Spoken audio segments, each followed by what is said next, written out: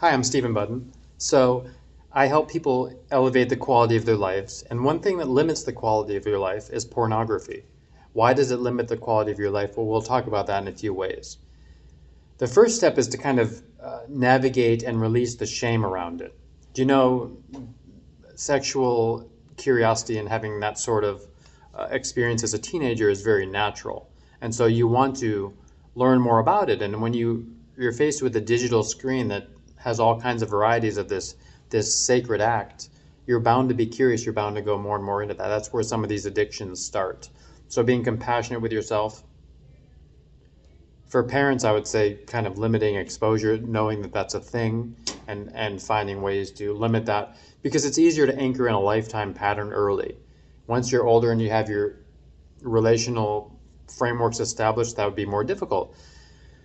So in teenage years, when we're most awkward and we have this curiosity and all these hormones raging, we want to get into that state, and there's not often another human around, or we don't have the confidence or whatever. So we explore that, and that becomes an addiction over time, which over time can cause all kinds of issues where you're not actually interacting with a human, you're interacting with your own mind, you're interacting with fantasies. See, the sexual experience is heart, instinctual center, and head center. It's a whole body flow when it's aligned and awake. And so, as an astrologer told me a long time ago, there's like death and life, this dichotomy that happens in sex. And there's this, toward pornography, most of it's toward the death impulse, thanatos, in the Freudian sense, versus libido in the creative impulse and a more divine sense on the other side, a movement toward or away from life. So you need to really be aware of that distinction. Because when you're fully in life, that addiction doesn't exist. It's like you have to like shut down body centers, start to numb yourself out, go into this familiar state, become more mechanical. How do you make that dopamine hit from that climactic moment less enticing? There are all kinds of ways. For one thing, notice the sensations, the visual influx. There's sensations, there's sound, there's color. If you know some NLP, you know if you're craving something like fast food, you can shrink a burger and make it black and white, make it look not enticing, and the mind will start to change around that. Versus when you see a commercial, it's like this big juicy thing with these beads of dew on it, on the lettuce and all that. You're like, wow, that's amazing. And that's their job. And it's our job to kind of use our mind to reverse engineer some of that, make things less enticing that we don't want. And that's a neuro-linguistic programming technique. How that applies to pornography or this idea of watching these kinds of stimuli is, hang on, the dimmer went on here. It's turn the color off on your device, for instance. There goes color, a little bit less enticing. Turn the sound down. There goes sound. Now you'll know from the early dial-up days, you're just going to try to find this little match-size image and try to make a go with it. So this is somewhat limiting in its effectiveness. However, it is the first step. You start to break the tethers, the ties. And the sound, if you're sitting in a surround sound in a full screen theater, and there's all these lavish colors and these lavish acts, you're bound to be somewhat hooked. So how can you remove some of that from the equation? If you go to bed and you pick up your device, put that in a safe, put that away, use an app like Self-Control to lock out certain features so you can't even access them if you wanted to. Free yourself so you can be more alive. Sometimes you can go on a walk or go on a run or go on a swim or go introduce other sensations that are alive. Wear yourself out with those things so that energy is worn out. Or decide to engage in a physical way with another human, one you're connected to. That will replace that scenario. So make it hard to get, make it less enticing. Have suitable replacements that are more enticing nearby so you can just pick those up and use those. And in the climactic moment, you can look away so that you're not anchoring. That's the strongest point of anchor. So if you're not looking at that stimuli or that stimulus, when you anchor that in, boom, boom, boom, boom, you're becoming more of like a rat in a cage. Pull away. Imagine your wife.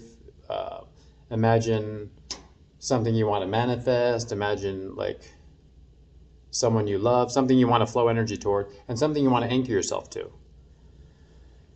If you think it's like being unfaithful, looking at that, which it is, move your energy back to like the idea of faithfulness. Now, again, we're releasing shame. You're hooked on this for various reasons. It's okay. It's a natural exploratory process. I'm just giving you alternatives. That's one of the alternatives. Another one is learning more about your body, the way the centers work, the way the sexual center works, the way it feels. Because most of us are completely oblivious of it unless there's something wrong, like a UTI or some sort of pain, or unless it's like erect. And even then, we're not usually aware of how it feels or how it's working or the subtleties of sensation, especially if you had an operation like a circumcision when you were little, because you have all this trauma around that area. So you have to learn to reconnect to that. And Mantak Chia, the book, the male, cultivating male sexual energy, and those sorts of books. And I think there's a book, Tantric Guide for Men by a Swedish author, which is really good about just reframing your relationship with that body center. And through this process, through the Mantak Chia Taoist work in particular, you start to cultivate that energy internally, climax internally. You can bring that up through the other centers. You can have more control in that area so that the actual act with a human becomes more rewarding. And also, when you're doing the act in an artificial way, you're not like moving your manifestation force out in that direction, kind of throwing it away. You're cultivating as much as you can. I think it's 66% stays in, 33 or so percent is still lost, and the rest is absorbed. If you can maintain an internal state like that. So you'll see that that will give you power over this equation, and you won't be locked in the cycle of like, I'm leaking power, my life isn't where I want it to be, my manifestation force is throwing out. If you read Think and Grow Rich, there's a chapter, I think it's number 10, where the sexual transmutation, a lot of these master wealth builders, which some are obviously nefarious reptilians, and some maybe less so. However, they all use this sexual force to kind of focus their energy on what they wanted to manifest. So we can use that too. And that's what I encourage you to do. If your life's not where you want it to be, you have to ask yourself if you're squandering loads of your manifestation force in random directions, and even nourishing like things you don't want to exist, like violent behaviors, abuse, certain types of patriarchal structures, whatever. So those are some of the tips. Do you remember them? Make it less enticing. Introduce alternatives. Notice this distinction between dead and alive life. Reduce the shame around it. And I go more deeply into all of this. This is not the core thing that I work with clients on. It's just one of the pieces where if this piece is stuck, it's hard to make progress. So as we elevate the quality of life, this piece needs to move too. So these are just some of the tips I use with clients and with you. Hopefully this helps you release yourself from this burden. And also getting to know that center, the seed retention, those Taoist exercises, just something to bring that more into conscious awareness and more into like a higher level of frequency, where it's not the shameful thing you go in a certain room and hide away and do this silly thing to this silly stimuli that someone's manipulating us like a rat in a cage. It's more like, oh, this is out in the open. I can be free. There's a human. I love this human. There's a cycling energy. I know how to use my body, etc. I know when I can release this and when I need to hold it in.